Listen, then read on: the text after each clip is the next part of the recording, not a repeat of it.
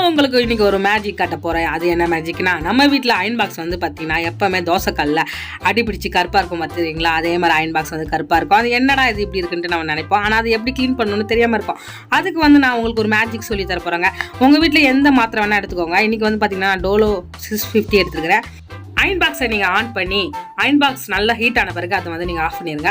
Of பண்ணிட்டு நீங்கள் என்ன பண்ணுறீங்கன்னா, இந்த மாத்திரை எடுத்து எங்கே கருப்பாக இருக்குதோ அங்கே வந்து நல்லா தேய்ச்சிட்டே இருங்க. தேய்ச்சின பிறகு உங்களுக்கே தெரியும் இது மாதிரி கருப்பாகி அந்த கலர் எல்லாமே போயிடும். அதுக்கப்புறமா நீங்கள் ஒரு பேப்பர் இல்லைன்னா பேப்பர் வச்சே தொடங்க. அப்போ தான் வந்து உங்களுக்கு வந்து சூடு வந்து கையில் ஏறாது. துணியை வச்சு துடைக்காதீங்க.